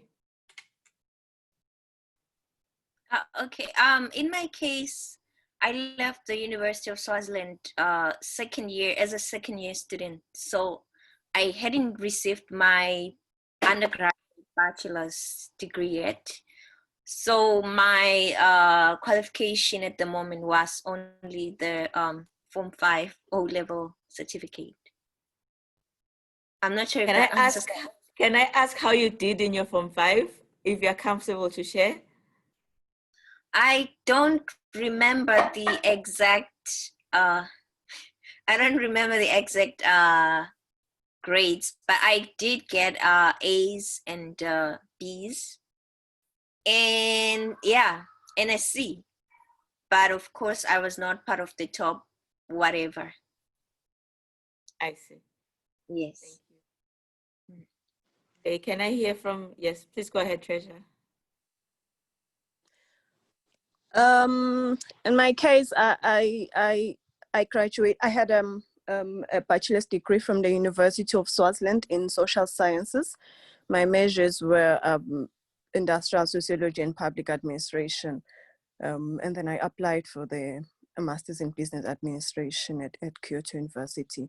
I'll echo Bongegile that I don't think I'm one of the geniuses or the smartest students, but I think with hard work, you can get A's. Yeah. Thank you. Thank you. Please go ahead, Mavi. I think you're about to talk.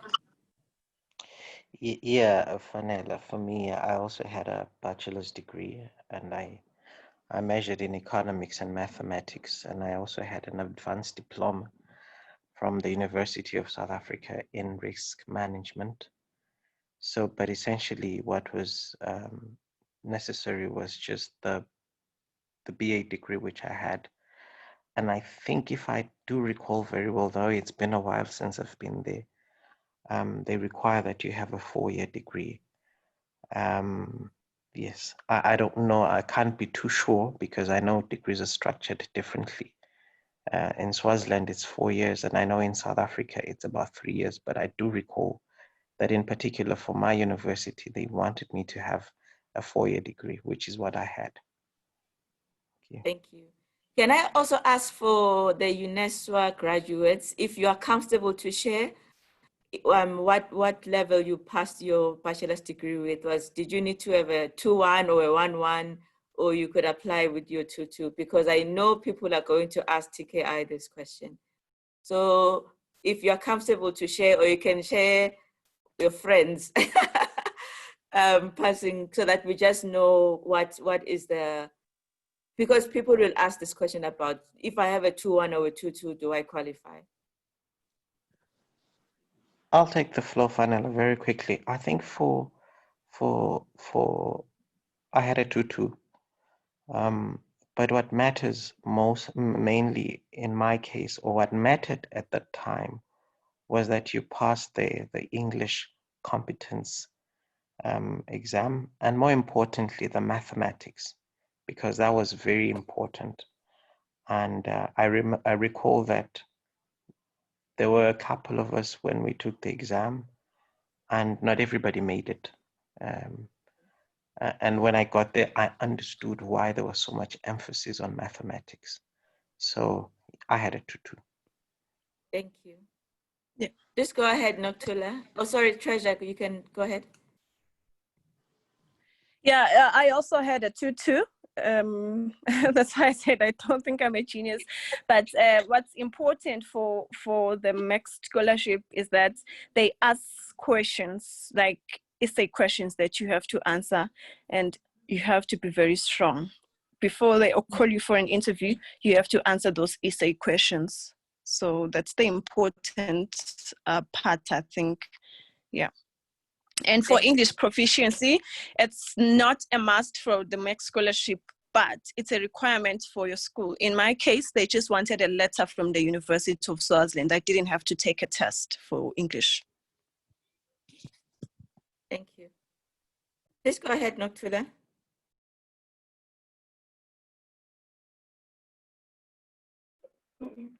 Sorry, let me unmute. So I think this question, what are the requirements? So I'll just read Lama Abe initiative requirements here. You have to be less than 40 years old before Uyong Gena. So if Udoba admitted probably by April 2022, you can start the application, but before that April of 2022, you must be less than 40 years. For 2021, less than 40 years. You have a bachelor's degree, because this one is for masters, and I think they're going to PhD this year. To have a bachelor's degree, the requirement is 65% for other initiatives. Really? So yes, it's 65% now. You must Wow. have, so it's very, very doable. What makes you stand out is Yeah. understanding the requirements of the scholarship in its totality, more than your educational. It doesn't emphasize on academic excellence as much as other scholarships, so it's 65%. So yeah, I had a degree in Bachelor of Science in chemistry and biology by the time I applied, and also got a 2-2. Thank you. Okay, great. Moving very, very quickly.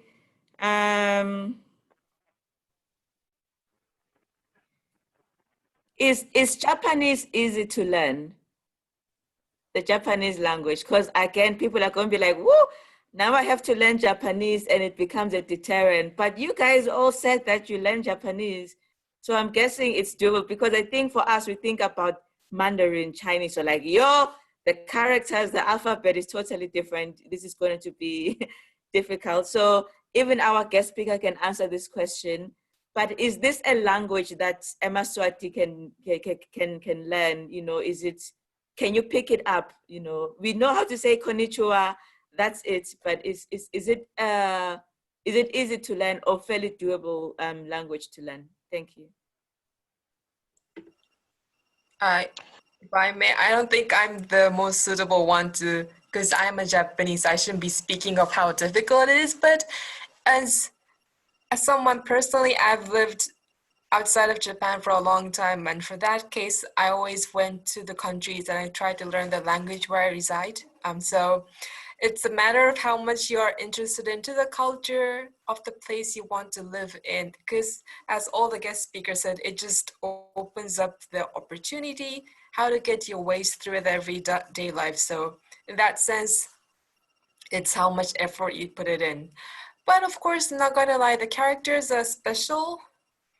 But I often get lots of impressions from the others, if the other panelists can feed me in, fill me in, that to speak and to listen are okay.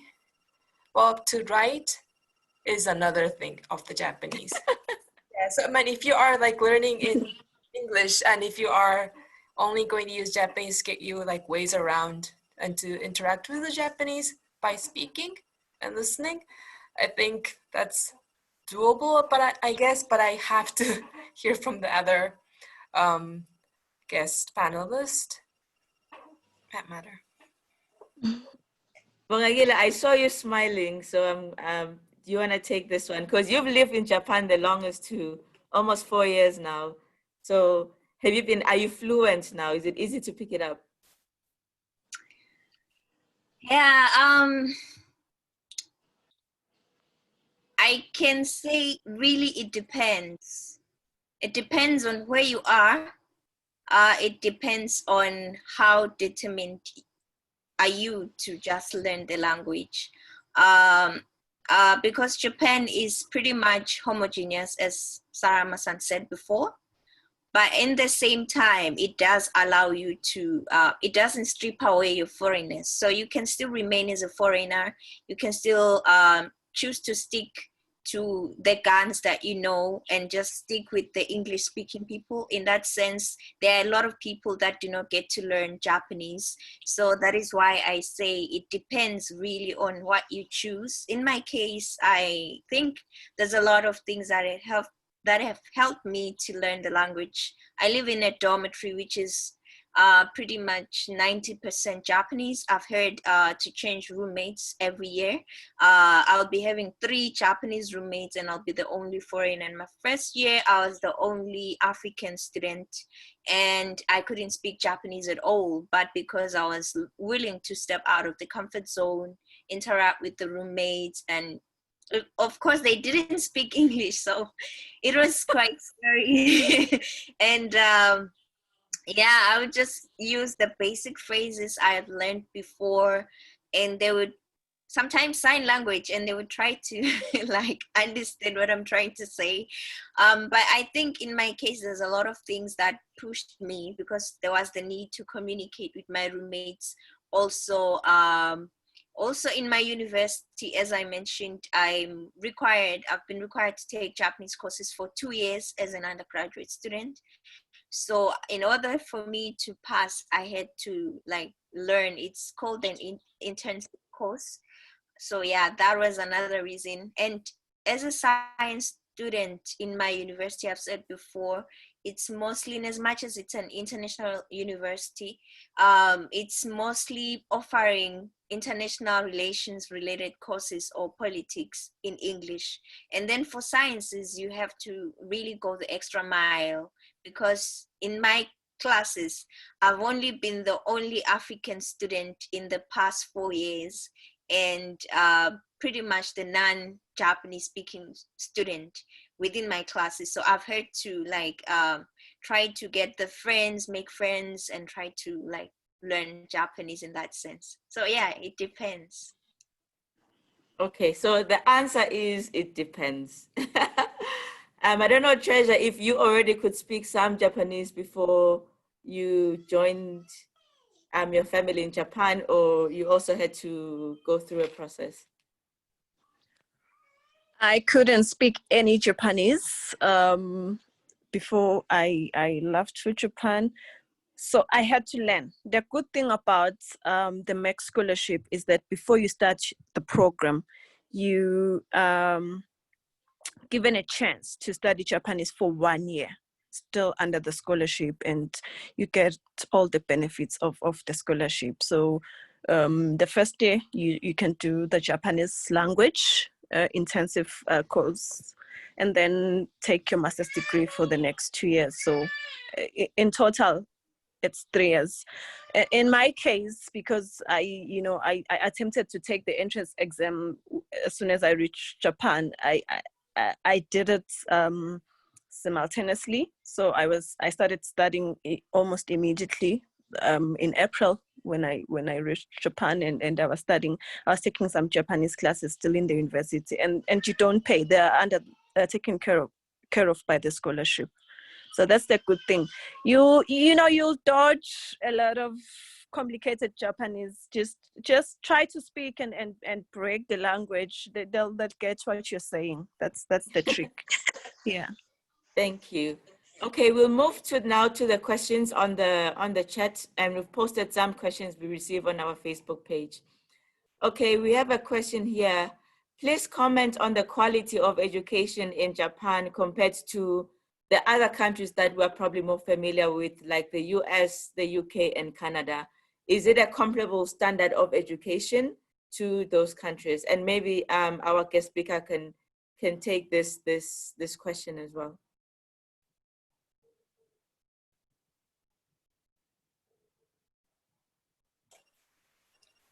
Okay, if I may, I think each of the panelists Because of course, Bongi Kile-san as well, currently studying their own professional fields. I think they should be qualified to speak for their fields of study they are acquiring rather than me.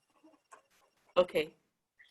Maybe Noctula, because you had some work experience before you left, as well as Mavi. You've all mentioned that you had to work really hard, so I'm guessing the standard is quite high. But if you were to compare with your colleagues who went to other countries and maybe did the Chevening Scholarship or the Fulbright Scholarship, if your experiences were comparable, whether academically or the rigor of the program and its recognition. Thank you. Okay, thank you, Ms. Sanele. So for me, for the first time, I did research. It's something I'd been running away from all my life because I just thought I didn't know what was required. So so I have the research experience more than the I don't know the other kind of degree now that you can get besides research. So I know some of my colleagues who have not gone the research way. So I thought, and some of people from Japan, some of my friends who studied actually in the UK, so they always noted that in the UK, the libraries were open, people would sleep in libraries, something like that. But libraries in Japan, they close. What doesn't close, in my university particularly, is the lab. So that's the experience I have. For the practical work, you might need to sleep in the lab. Of course, you cannot do research without a lot of reading, but there's just, it's so free. You're not afraid of maybe I'm wasting resources because I want to try this and I tried this. I thought the practical experience was so unlimited. Any time of the night, I could wake up and go to the lab and do something that just has appeared on my mind. If I needed to order anything, I just go to my sensei without any worries. I don't know if I should have been worried, but I felt I needed not to worry about anything. Wherever it was, it could be arranged by the university and it could be delivered, whatever I needed. So I thought, I don't know in other countries, but I thought the research in Japan, maybe coming from Emaswati, there was just no restrictions, and I really enjoyed that. Thank you. Yes, please go ahead, Treasure. It's a very difficult question, the quality question, but I'll say to prospective students, one thing that, it's important to note is that in Japan, I think the number of Nobel Prizes speaks for itself about the quality of education. There are a lot of Nobel Prizes winners in the universities, and in my case, I know a lot of universities in Japan are in the top 50 universities in the world. So I think they have a lot of very, very good and prestigious universities. I can't say much about the other countries, but I think, it depends on a person what you're looking for. But there are a lot of Nobel Prize winners, and most of the universities are in the top 50 in the world. So it would be a personal choice. I think the quality of education is very good, and you learn a lot of other personal, very excellent personal traits like time. Time is very important in Japan. You can't be even like 2 minutes late. You just cannot. Thank you. Go ahead, Mavi, please. Yeah, well, I would say that's not a very easy question to answer. First of all, this whole ranking business, I think, is very political. So nobody understands what criterion they use. And I know that a lot of universities have expressed concern on the way in which these rankings are made. So first of all, I'd say just put that thing away, forget about the rankings. And I'd also say take it a bit further and say, it's not a coincidence that in the top 5 sports or even the top 10 sports, you have, maybe I shouldn't say this, but what I'll say is that if you think of Japan, it's almost like the hub of technology. It's almost like everybody learns a lot of things from Japan and they they assimilate it into their own context. So that should tell you exactly the kind of, or the quality of education in that country. So you also have, in the case of Waseda University, the university has a lot of MOUs, if I may call it, I forgot the proper word, with top leading universities across the world, particularly the US. So you have opportunities at times to sit under the lectures of one of the top professors in the world. And also what also helps is the fact that, you know,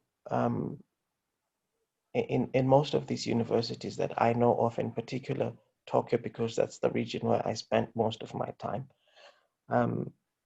these professors are quite famous, not just in Japan, but also across the world, you know. So I would say the quality is extremely high.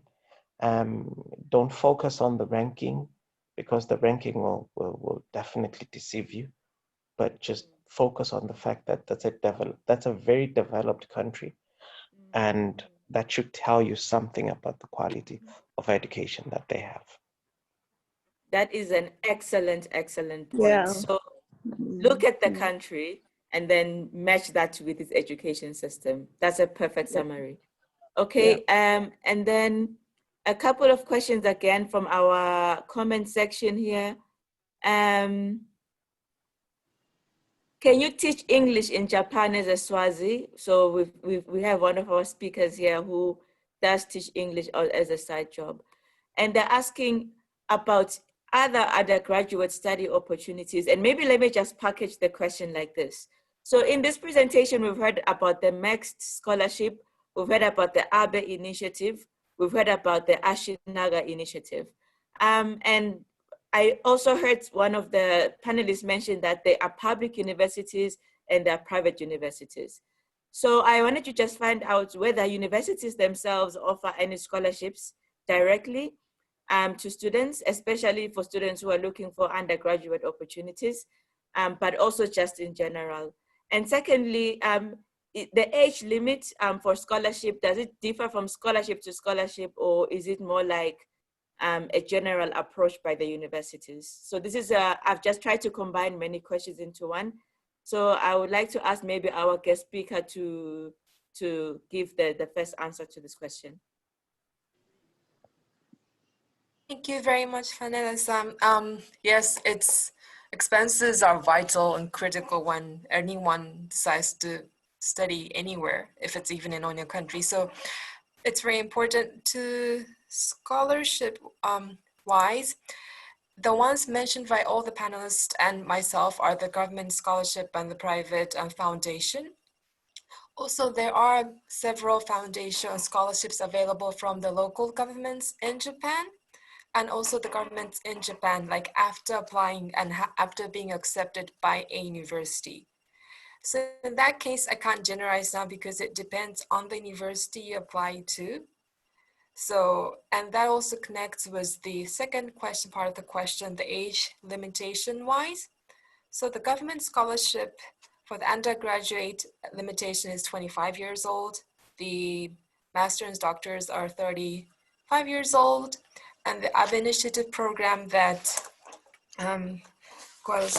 both of the two panelists have attended are 40 years old. So that is the fully funded scholarship limitation. But the other private scholarship does depend, because it depends on the university that you apply to and the scholarship offered from a foundation linked with the university or not. So that sense, like how Mr. Mavian said, it's about not exactly what he has mentioned, but about how finding what you want to study is, I personally as well think that is important. So please look into the courses of different degrees offered in Japan in English, if we can be of help to know which one you want to study at. And then from there, we can work backwards the schedule, say, oh, there's a scholarship that you can apply before going to that school. So from the scholarship, if that university is option in that government-funded scholarship, we can take the approach from applying to the scholarship. But if that's not applicable, then we can look into applying to that university particularly directly, and then look at the options available once accepted. Obviously, we'll look that into first. So in that sense, that's why us organizations here to like look at each individual's cases. So, and I think in general wise, the latter ways of applying to the university in Japan, like other than government scholarship, is very, very low in the rate wise because it's very hard to find the university at the right time. So I did notice some of the questions from on the Facebook and on the Zoom as well.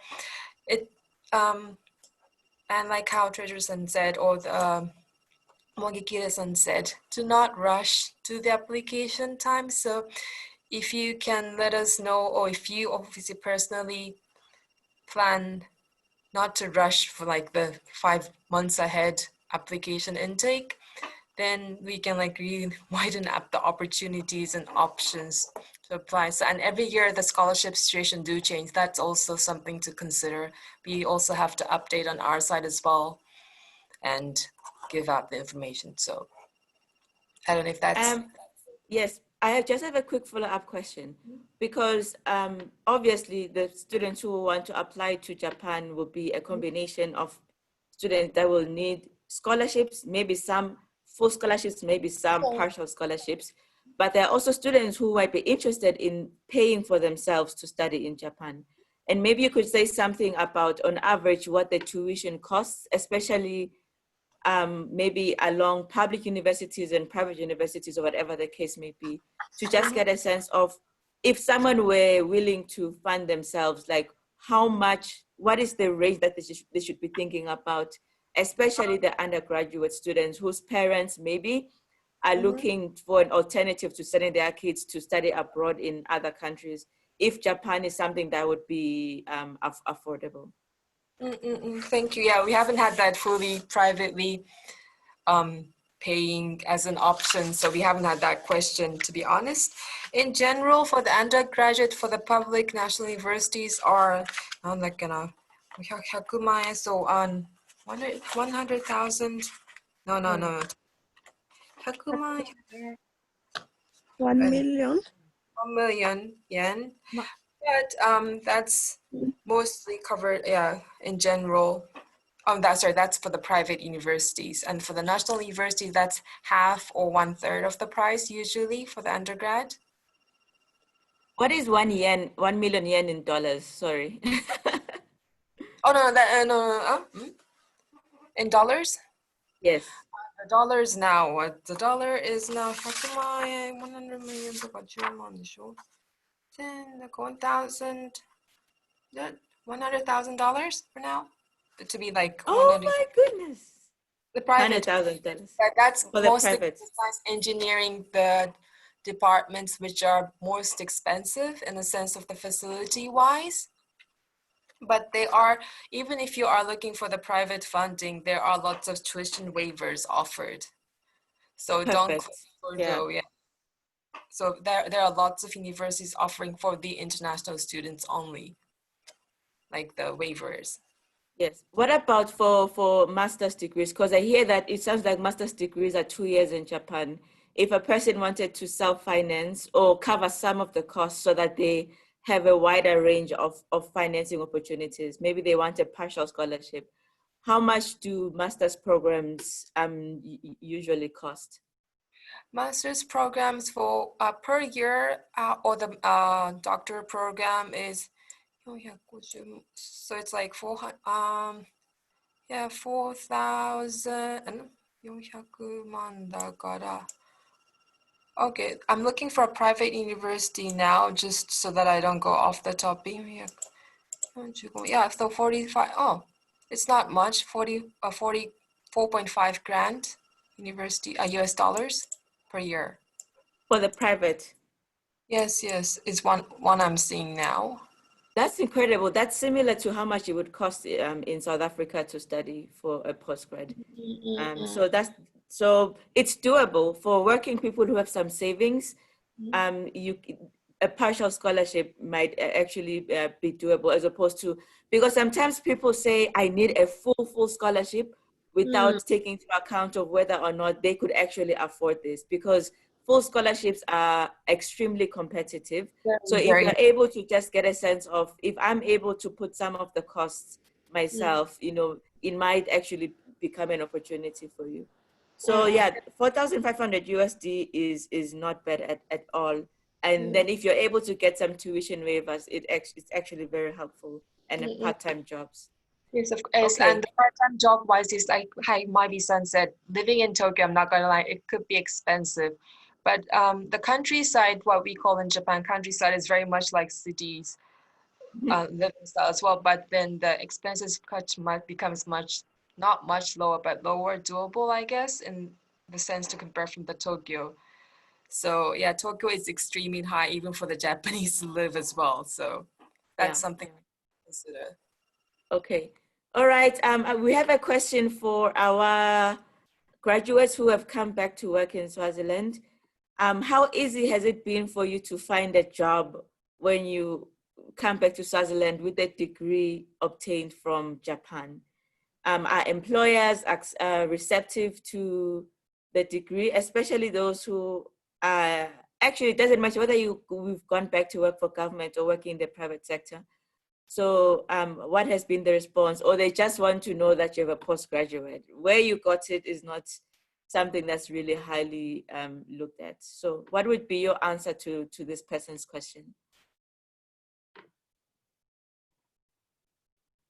Can I start with you, Treasure, because you work in the private sector? Oh, I know. Yeah, it's a difficult question also, but let me attempt. You know, the employment is difficult in Swaziland, but in some cases, you know, you do find a job. What I can say is, I don't think many employers focus on where you have studied, but some do, and they check the accreditation of your university as well. If you are job hunting, what I can say is that just take it like you're working full time, do it every day like you are crazy, and something will come up. And you know, what we've learned, the structure of education now doesn't only restrict us to only being employed. Just by being educated opens your mind to even explore the business sector in a much I'll say more advantageous way, because your mind is now more open to actually thinking and trying to solve problems that are in a country, because now you can even compare what you've seen in the developed country and try to actually solve a problem that you see in the country. But in terms of employment, for me, it took around 6 months to get employed after coming back in the country. Yeah. I'm curious to hear from Noktula and Mavi on this question, especially Mavi, because you mentioned that you found out the scholarship through a bilateral agreement between the governments of the two countries. So that did that also include a job waiting for you when you came back? Could you just run the question again? I had taken a water break. That's okay. So the question is, someone has asked about the recognition from the employer side when you're applying for jobs using a postgrad degree from Japan, that employers in Eswatini receptive, or it is a struggle to get a job if you've studied in Japan? If you struggle getting a job with a Japanese certificate, not In Japanese, Swaziland specifically. in Swaziland specifically, or anywhere else, I don't think it's a reflection on the certificate that you carry from a Japanese university, but it's just a reflection on the difficulty in getting a job in this current economic environment. So, but in my case, I already had a job when I was in Japan. There was a job waiting for me, even when I got a job offer, because I had a chance to intern with Yamaha Corporation in Shizuoka. I stayed with them, and they had an interest of keeping me for a bit longer, but I wanted to come home because I already had a job. But I'd like to believe that if you ever struggle, it's just that the market is difficult, and that is no reflection on the certificate that you carry. Thank you. Noktula, please go ahead. Yeah, thank you. I think me and Mavi have the same experiences because I was also a public servant when I left, so I came back to that. Yeah, but I can say that in the landscape of effort in Japan is not yet understood. So people are probably gonna insist that you are from China, you studied in China, which is not a problem, but they just cannot differentiate. So if they have any stereotype against China, you might then get it. So you always I wish you knew it was different. But having interacted with a lot of people, they always insist, no matter what you say, they always say, "Oh, I see China." So yeah. I understand. Okay. All right. So I think, we are now at 12:06 p.m., which means that we have spent up all of our time for this event.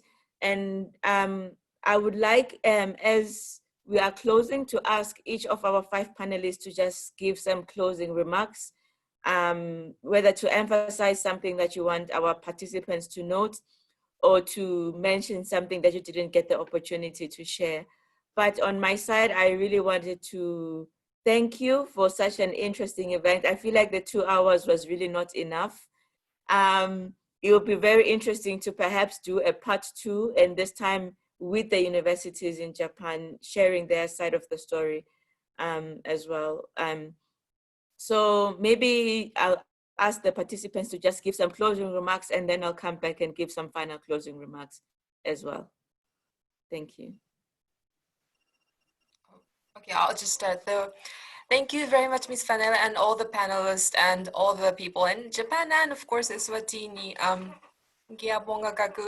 grateful that there was opportunity just to have a number of people interested to study in any degree, any field in Japan in the first place, because it's physically very far away. And I think if you don't have much interaction with Japanese or Japanese culture daily, it's something very natural to not have the interest or knowledge in the first place. So in that sense, thank you very much. And please do feel free to contact me personally at that email that I've shared on the presentation for any general inquiries. And to start early, I think is better than anything. So not to rush. So in that sense, we don't have to rush as well. And education is obviously not a, like a straight, easy decision to make. Just keep Japan as maybe an option in the corner of your head is also grateful. So yes, thank you very much again. And yes, hopefully that we can stay in touch in one way or the other in the future. Thank you so much. Thank you very much. Yeah, I'll also say my closing remarks. Thank you so much, Fanele and everyone. What I can say is that if you are interested in Japan, no, let me rephrase. I'll say just Google about Japan. It's a very good country to live in. Just go there and you'll be amazed at the advanced technology and how developed the country is. You'll feel like you're on holiday every day. I have said in one of my videos that I was doing, and I sent to Salama-san, I was feeling I was there with my 3-year-old daughter. So even if you have a child, it's doable. You can still study and you can excel. So just go there, enjoy your studies, and enjoy that you're on holiday every day, because there are so many places to visit and you won't finish. I didn't finish my exploring Japan. So go for it, and we are here to help with whatever questions you have for your applications. Thank you so much, Treasure. Thank you.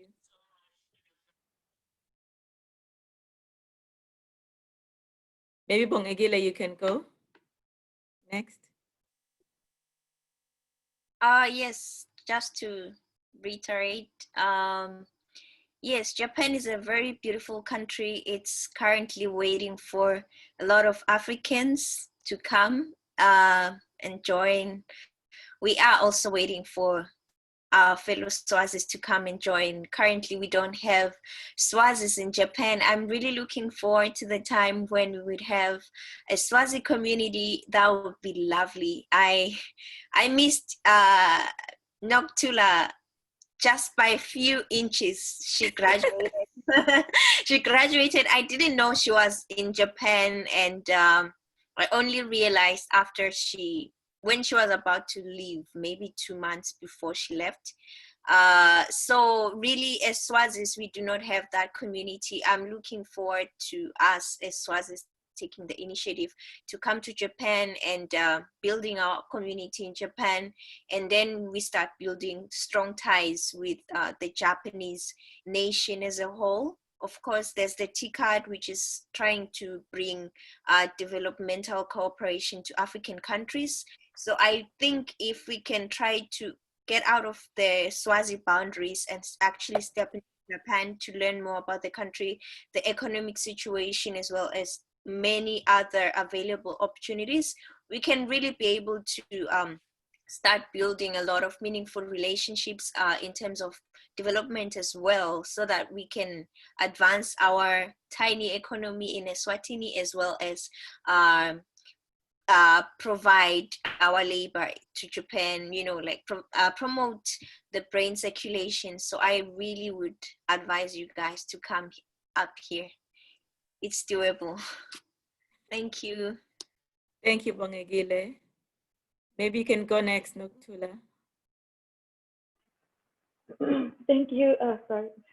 Thank you. Thank you, everyone. Yes, it has been very nice to share the experiences and hear from other students that have been in Japan. All we can do is wish you the best.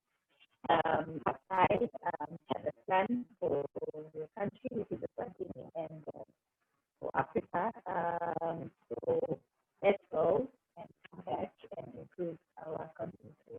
That is the least that we owe to ourselves, and we have been experiencing such an advanced world and continuing to advance world. So from me, I really wish you the best, and as Pastor Wonke, reach out to us. We are available. Thank you, Knowledge Institute. Thank Oh, you. before that, I wanted to I wanted to congratulate Sarama-san or Sarama-san and Atano Sazigowa Jozu. Gambate. Ngiyabonga again. Gambate. Gambarimasu. Okay. Kudasai. I think we've lost Mavi. I don't see him on the screen anymore, but I think we can close here. And I just wanted again to thank you so much. This was super, super interesting. I feel like we all now want to go to Japan after this amazing presentation. I really appreciate the doable entry requirements, because sometimes we're blocked out of studying in other countries just because they make it impossible for someone with a Swaziland background to go and study in those countries. So I really appreciate that about Japan. So thank you so much. And I'm happy to see that everybody who studied in Japan seems to have had a really positive experience, whether academically or culturally. It was just a positive experience overall. And they've been able to come back home and reintegrate into society while still somehow being Japanese ambassadors, because everyone who's been to Japan that I meet, it's like, you need to learn about my experience about studying in Japan. So they really promote studying. They really promote Japan as a country and Japanese culture in Eswatini. So thank you so much. I really enjoyed this, and I'm sure that our participants have enjoyed it as well. We are going to share this video on YouTube, as I mentioned. I'll send you all of the links so that you're able to share with other people who want to see this presentation if they missed it. And for those who RSVP'd via email. We'll be sharing the presentation, and it would be great if we could get your presentation as well, Samara-san, so that we can share it with them. But thank you so much for taking the time out. We really appreciate it. And I wish you a lovely Saturday/Sunday if this is the end of the day for you. Thank you and have a great day.